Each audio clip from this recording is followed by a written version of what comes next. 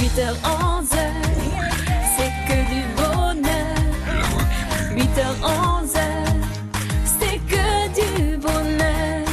La journée internationale des droits de la femme, c'est demain mercredi 8 mars. Cette année encore, Polysie Première ouvre les micros à certaines d'entre elles.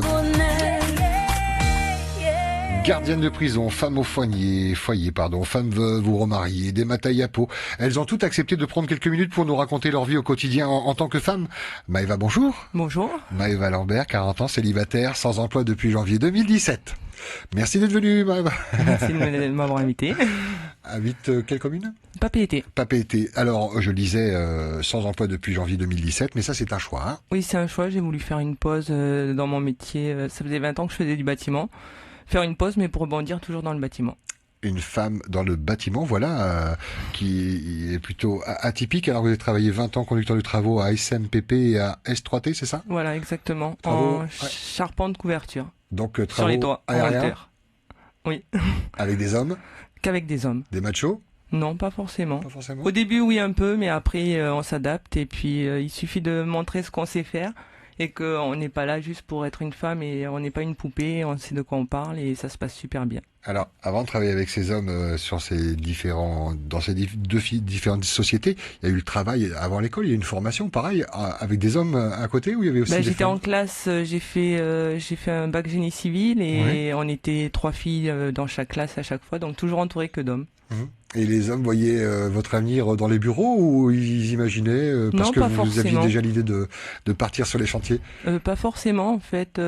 Après c'est vrai qu'on a beaucoup plus d'atomes crochés avec les hommes. Ça se passe beaucoup mieux, moi je trouve. Après et donc du coup ça s'est super bien passé à l'école et même après au travail. Quoi. Je me suis facilement adapté et facilement fait respecter. Alors ces deux sociétés existent toujours, heureusement, dans la conjoncture actuelle. Vous avez quitté un poste en CDI? Oui. Ouais, j'ai quitté un poste en CDI. Je voulais faire un peu une pause parce que 20 ans de bâtiment, c'est quand même lourd. Je voulais aussi m'occuper un peu plus de mon fils parce que ça prend énormément de temps. Un petit garçon de 12 ans. Voilà. Et puis faire une pause, mais c'est pour repartir, mais être peut-être de l'autre côté et plus être de l'autre côté du métier du bâtiment. Alors c'est pas que c'est un virage là, c'est même pas qu'une pause, c'est un virage. Si ça avait été une pause, on aurait pu prendre une année sabbatique comme on peut le faire. Ouais, non mais c'est une petite pause, je dirais, parce que j'ai besoin de bouger, je reste pas en place. Ouais. Bricoleuse à la maison? Je m'occupe d'un club de rame, je suis présidente d'un club de rame, que des hommes aussi. Ouais. Et puis mon fils s'est mis à la rame, donc du coup, ça me pousse encore plus à aller dedans, quoi. Et là encore, pas de commentaires particuliers de la part des hommes parce que les résultats sont là? Oui, non, pas de commentaires parce que quand je suis là pour faire en fait quelque part toute la paperasse et puis les mener et les pousser.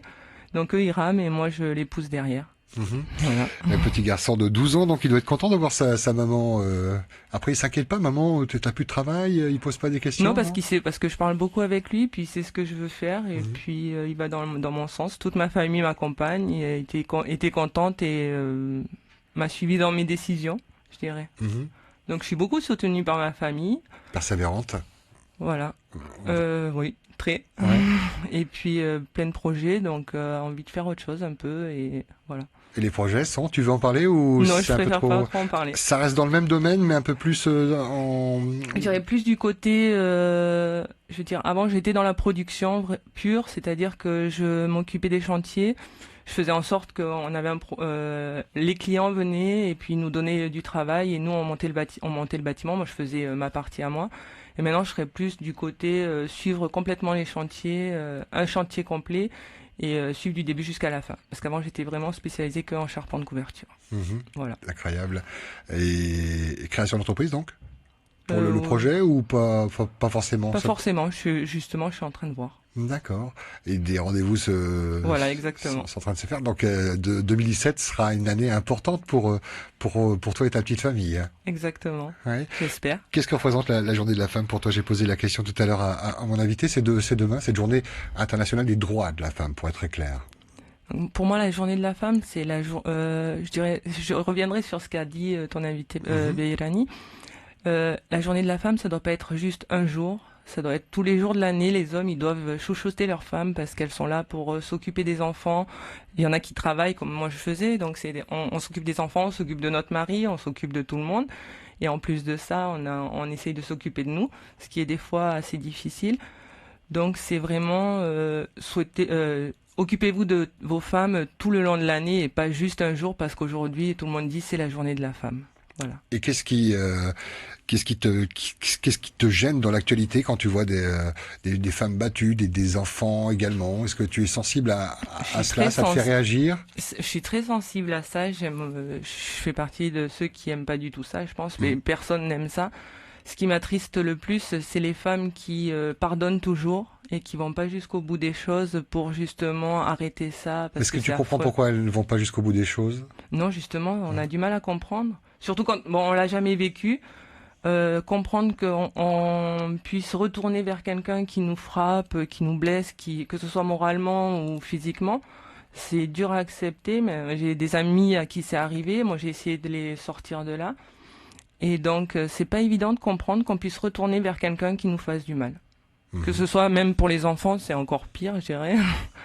Donc, accepter ça, c'est dur et on devrait militer encore plus là-dessus plutôt que sur certains les trucs. Encadrer, les aider Voilà. peut-être. Il y a Peut-être cette proximité. Plus les suivre. C'est peut-être. petit, la Polynésie. En métropole ou dans d'autres pays, il pourrait y avoir un jugement qui n'autorise pas de se rapprocher de tant de kilomètres, 100 kilomètres. Là, ici, c'est tout petit. Mais c'est tout Il y petit. a toujours mais la crainte. c'est surtout qu'après, souvent, les familles n'osent pas le dire. Et du coup, après, c'est peut-être la honte, la gêne qui fait que ces femmes n'osent pas en parler. Elles devraient plus s'exprimer et essayer de faire en sorte que ça s'arrête. C'est vrai que quand on ne comprend pas, puis qu'on entend la femme dire « Mais oui, mais il m'aime ». Oui, il a dit qu'il le refera plus, mais à chaque Ouais. fois, il le refait. Et puis, c'est un cercle vicieux. Maëva Lambert, mon invité encore pour quelques minutes. Un message pour toutes ces femmes qui nous écoutent.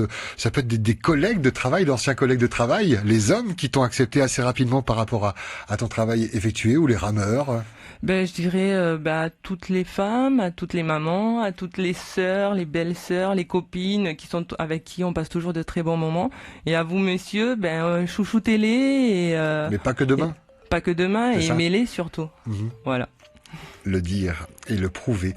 Merci beaucoup. Bon courage dans ces projets Merci. à venir. Merci beaucoup Maëva, et on embrasse ce jeune garçon de 12 ans qui doit apprécier la présence de sa maman et puis cette envie d'aller loin et de réussir dans la vie. Merci beaucoup. Merci à toi. À très bientôt.